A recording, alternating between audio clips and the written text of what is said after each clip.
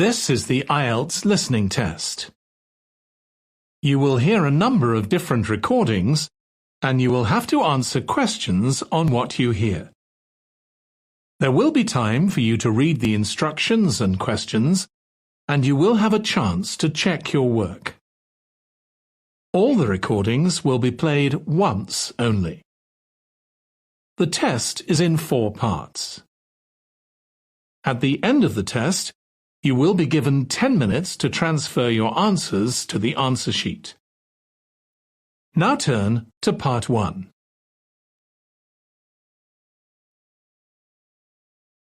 Part 1. You will hear a woman calling a tourist information office to ask about a festival. First, you have some time to look at questions 1 to 4.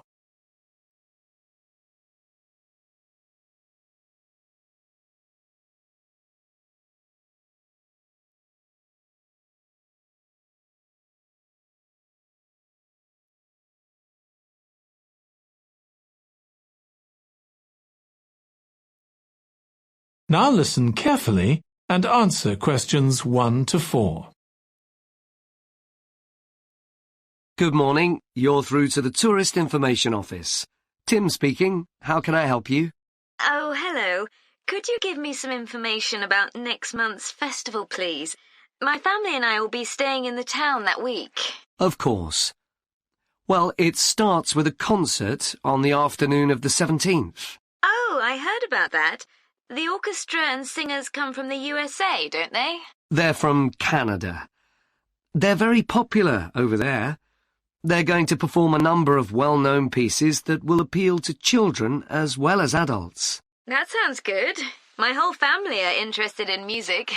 The next day, the 18th, there's a performance by a ballet company called Eustatis. Sorry? The name is spelt Eustatis. They appeared in last year's festival and went down very well. Again, their program is designed for all ages. Good. I expect we'll go to that. I hope there's going to be a play during the festival. A comedy, ideally. You're in luck. On the 19th and 20th, a local amateur group are performing one written by a member of the group. It's called Jemima. That'll be on in the town hall. They've already performed it 2 or 3 times. I haven't seen it myself, but the review in the local paper was very good. And is it suitable for children? Yes. In fact, it's aimed more at children than at adults. So both performances are in the afternoon. And what about dance? Will there be any performances? Yes, also on the 20th, but in the evening. A professional company is putting on a show of modern pieces with electronic music by young composers. Uh-huh. The show is about how people communicate, or fail to communicate with each other, so it's got the rather strange name, Chat. I suppose that's because that's something we do both face-to-face and online. That's right. Before you hear the rest of the conversation, you have some time to look at questions 5 to 10.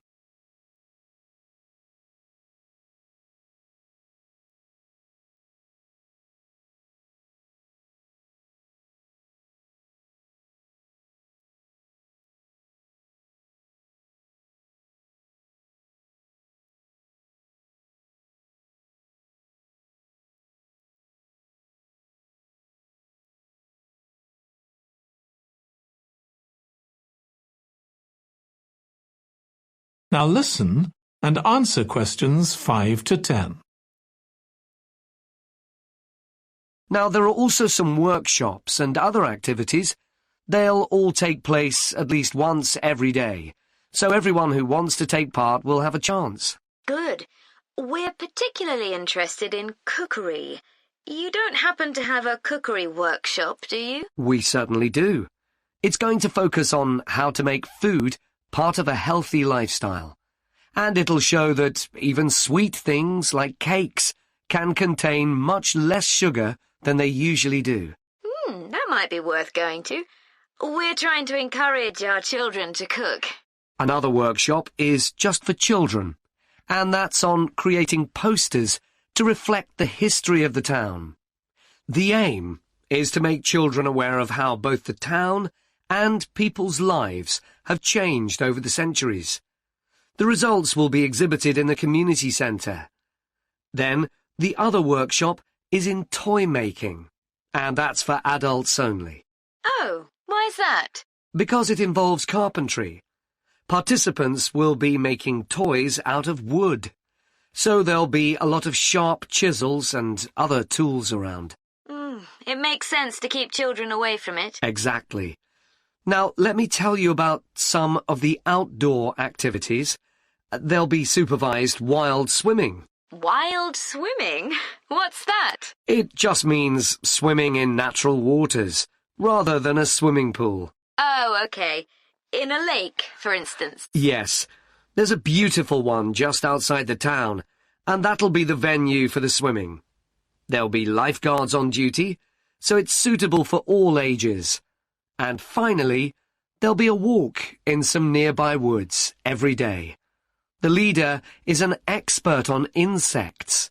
He'll show some that live in the woods and how important they are for the environment. So there are going to be all sorts of different things to do during the festival. There certainly are. If you'd like to read about how the preparations for the festival are going, the festival organizer is keeping a blog. Just search online for the festival website, and you'll find it. Well, thank you very much for all the information. You're welcome. Goodbye. Goodbye. That is the end of part 1. You now have 1 minute to check your answers to part 1.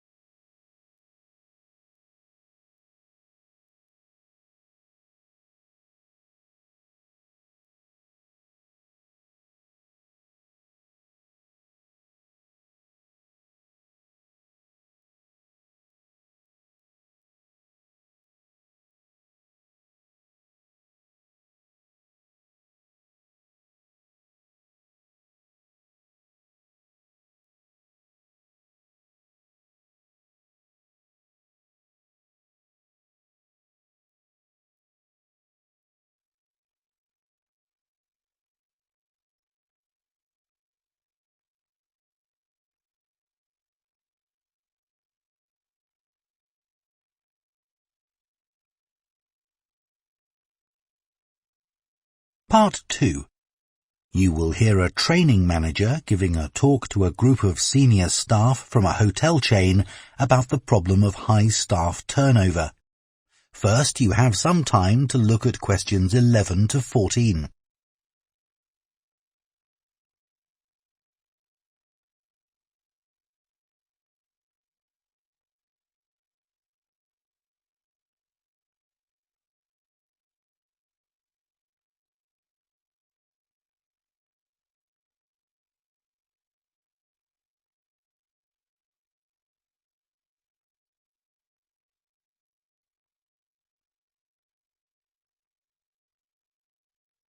Now listen carefully and answer questions 11 to 14. As many of you here today have worked in the hotel industry for some time, I'm sure you have experienced the problem of high staff turnover in your hotels. Every hotel relies on having loyal and experienced members of staff who make sure that everything runs smoothly. If staff are constantly changing, it can make life difficult for everyone. But why do staff leave frequently in many hotels? Of course, many hotel jobs, such as cleaning, are low-skilled and are not well paid. A lot of managers think it's this and the long hours that are the main causes of high staff turnover. But what they don't realize is that it's the lack of training in many hotel jobs which is a huge factor. So what kind of problems does a high turnover of staff cause? Well, having to recruit new staff all the time can be very time-consuming, and managers may have to cover some duties while waiting for new staff to arrive. This means they don't have time to think about less immediate problems, such as how to improve their service. When staff leave, it can also severely affect the colleagues they leave behind. It has a negative effect on remaining staff, who may start to feel that they too should be thinking about leaving. So what can be done to change this situation? Firstly, managers should stop making basic errors which leave their staff feeling upset and resentful. When organizing shifts, for example, make sure you never give certain staff preferential treatment. All staff should be given some choice about when they work, and everyone should have to work some evening and weekend shifts. If you treat staff fairly, they'll be more likely to step in and help when extra staff are needed. Keeping staff happy has other tangible benefits for the business. Take the Dunwich Hotel as an example. It had been experiencing a problem with staff complaints, and in order to deal with this, invested in staff training and improved staff conditions. Not only did the level of complaints fall, but they also noticed a significant increase in the amount each customer spent during their stay. They have now introduced a customer loyalty scheme, which is going really well. Before you hear the rest of the talk, you have some time to look at questions 15 to 20.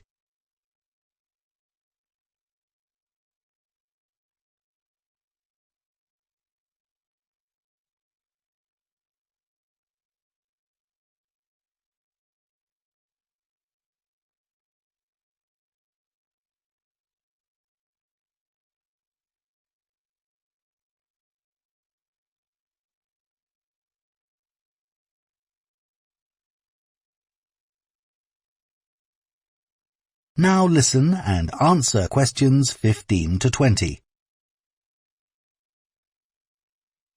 Now I'd like to look at some ways you can reduce staff turnover in your hotels, and I'll do this by giving some examples of hotels where I've done some training recently. The Sun Club received feedback which showed that staff thought managers didn't value their opinions. They weren't made to feel they were partners who were contributing to the success of the business as a whole. This situation has changed. Junior staff at all levels are regularly invited to meetings where their ideas are welcomed. A year ago, the Portland recognized the need to invest in staff retention. Their first step was to introduce a scheme for recognizing talent amongst their employees.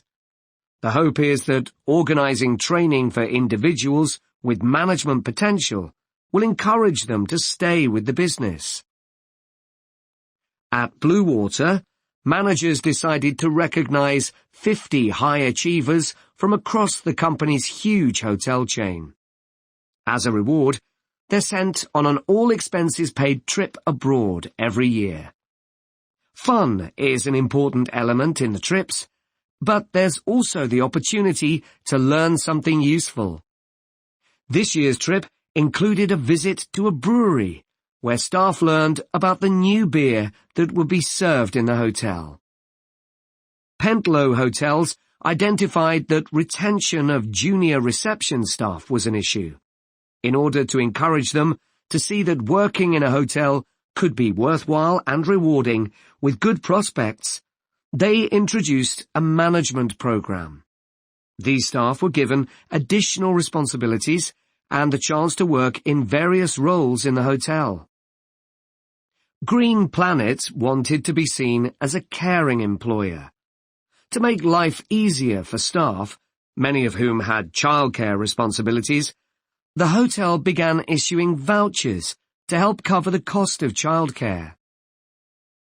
Louise Marsh at the Amesbury has one of the best staff retention rates in the business. Since she joined the company, she's made a huge effort to achieve this by creating a cooperative and supportive environment. For her, the staff are part of a large family where everyone is valued. Okay, now I'd like to move... That is the end of Part 2. You now have half a minute to check your answers to Part 2.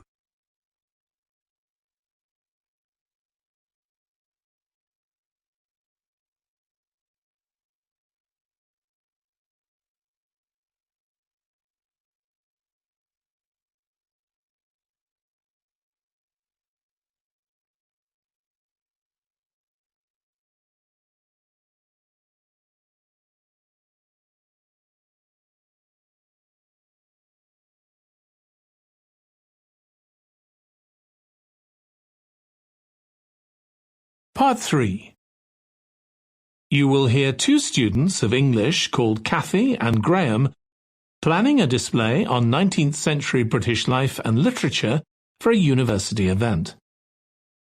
First, you have some time to look at questions 21 to 24.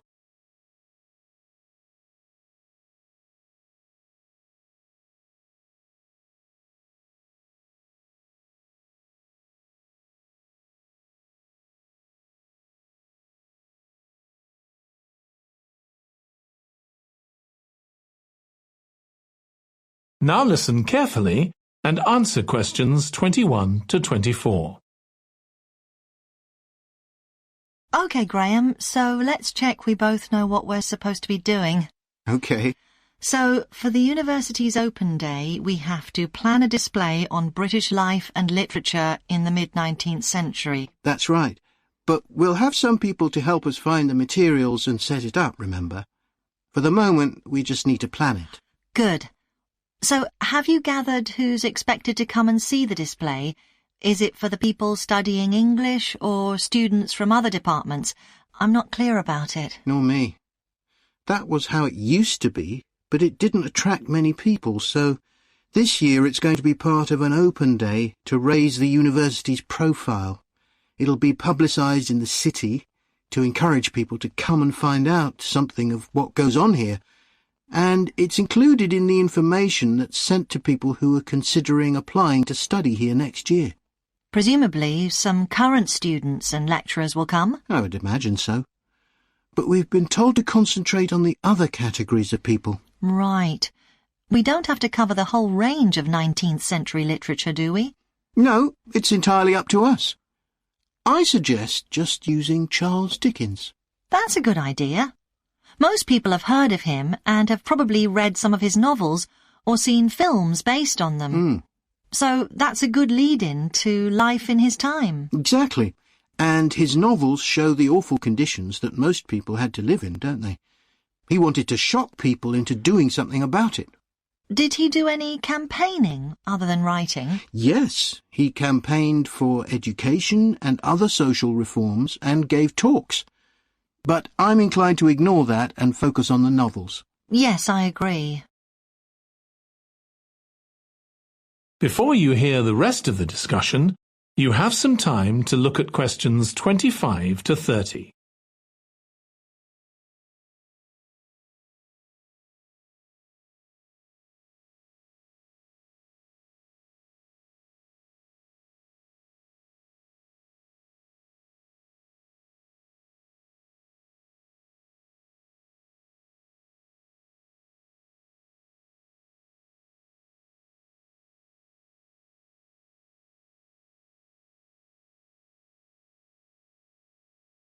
Now listen and answer questions 25 to 30. OK, so now shall we think about a topic linked to each novel? Yes, I've printed out a list of Dickens's novels in the order they were published, in the hope you'd agree to focus on him. You're lucky I did agree. Let's have a look. OK, the first was The Pickwick Papers, published in 1836. It was very successful when it came out, wasn't it? And was adapted for the theatre straight away. There's an interesting point, though, that there's a character who keeps falling asleep, and that medical condition was named after the book, Pickwickian syndrome. Oh, so why don't we use that as the topic and include some quotations from the novel? Right. Next is Oliver Twist. Mm-hmm. There's a lot in the novel about poverty, but maybe something less obvious. Well, Oliver is taught how to steal, isn't he? We could use that to illustrate the fact that very few children went to school, particularly not poor children, so they learnt in other ways. Good idea. What's next? Maybe Nicholas Nickleby? Actually, he taught in a really cruel school, didn't he? That's right. But there's also the company of touring actors that Nicholas joins. We could do something on theatres and other amusements of the time. We don't want only the bad things, do we? OK. What about Martin Chuzzlewit? He goes to the USA, doesn't he? Yes. And Dickens himself had been there a year before and drew on his experience there in the novel. I wonder, though. The main theme is selfishness. So we could do something on social justice? No, too general. Let's keep to your idea. I think it would work well. He wrote Bleak House next. That's my favourite of his novels. Yes, mine too. Oh, His satire of the legal system is pretty powerful. that's true. But think about Esther, the heroine. As a child, she lives with someone she doesn't know is her aunt, who treats her very badly. Then she's very happy living with her guardian, and he puts her in charge of the household. And at the end, she gets married, and her guardian gives her and her husband a house, where, of course, they're very happy. Yes, I like that. What shall we take next? Little Dorrit?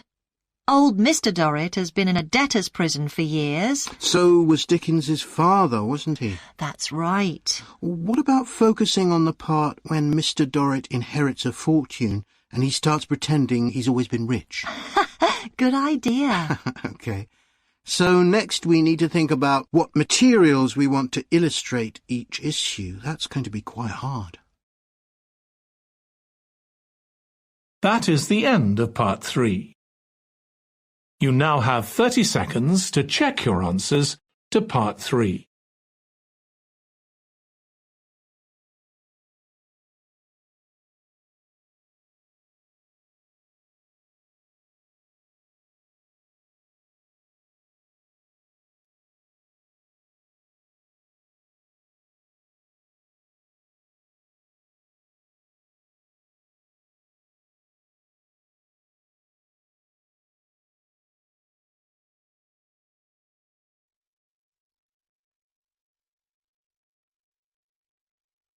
Part 4. You will hear a presentation by a food science student about the production of maple syrup. First, you have some time to look at questions 31 to 40.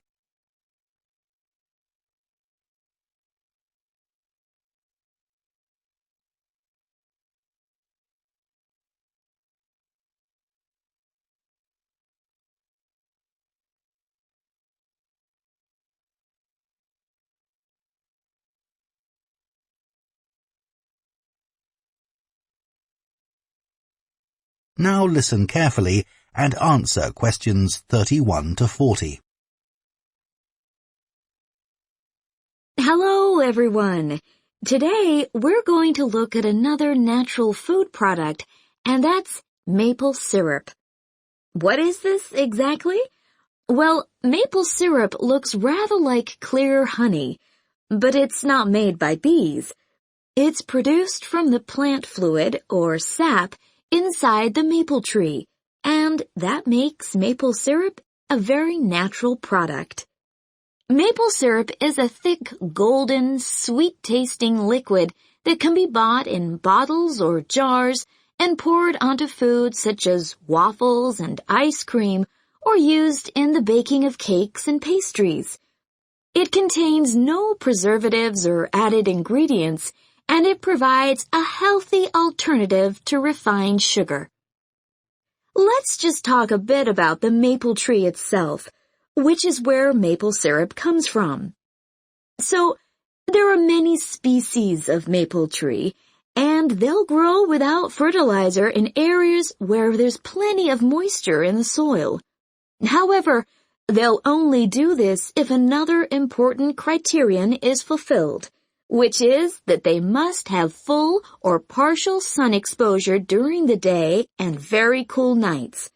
And I'll talk more about that in a minute. There are only certain parts of the world that provide all these conditions. One is Canada, and by that I mean all parts of Canada. And the other is the northeastern states of North America. In these areas, the climate suits the trees perfectly. In fact, Canada produces over 2/3 of the world's maple syrup, which is why the 5-pointed maple leaf is a Canadian symbol and has featured on the flag since 1964. So, how did maple syrup production begin? Well, long before Europeans settled in these parts of the world, the indigenous communities had started producing maple sugar. They bored holes in the trunks of maple trees and used containers made of tree bark to collect the liquid sap as it poured out. As they were unable to keep the liquid for any length of time, they didn't have storage facilities in those days. They boiled the liquid by placing pieces of rock that had become scorching hot from the sun into the sap. They did this until it turned into sugar, and they were then able to use this to sweeten their food and drinks. Since that time, improvements have been made to the process, but it has changed very little overall.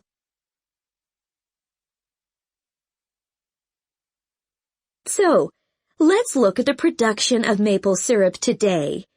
Clearly, the maple forests are a valuable resource in many Canadian and North American communities. The trees have to be well looked after, and they cannot be used to make syrup until the trunks reach a diameter of around 25 centimeters. This can take anything up to 40 years. As I've already mentioned, maple trees need the right conditions to grow and also to produce sap. Why is this? Well, what happens is that during a cold night, the tree absorbs water from the soil, and that rises through the tree's vascular system. But then, in the warmer daytime, the change in temperature causes the water to be pushed back down to the bottom of the tree. This continual movement, up and down, leads to the formation of the sap needed for maple syrup production.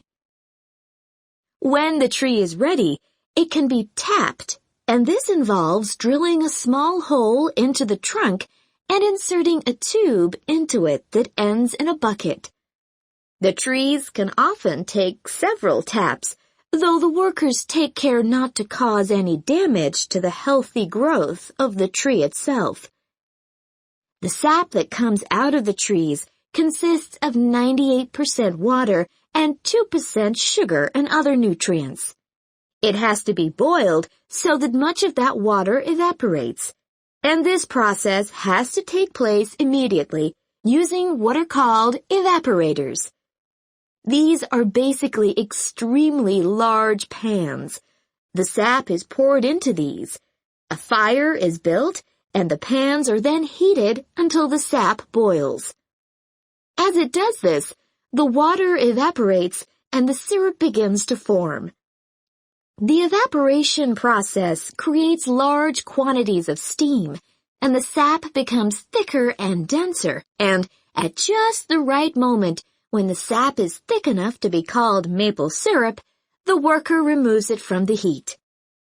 After this process, something called sugar sand has to be filtered out, as this builds up during the boiling and gives the syrup a cloudy appearance and a slightly gritty taste.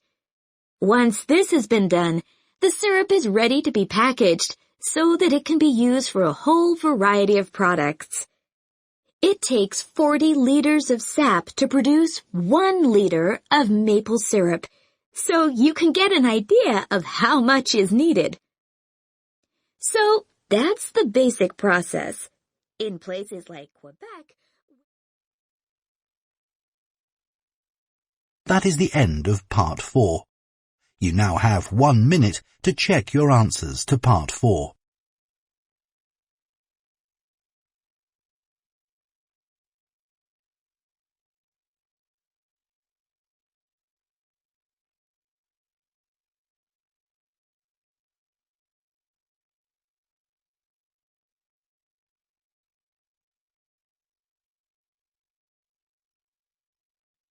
That is the end of the listening test. In the IELTS test, you would now have 10 minutes to transfer your answers to the answer sheet.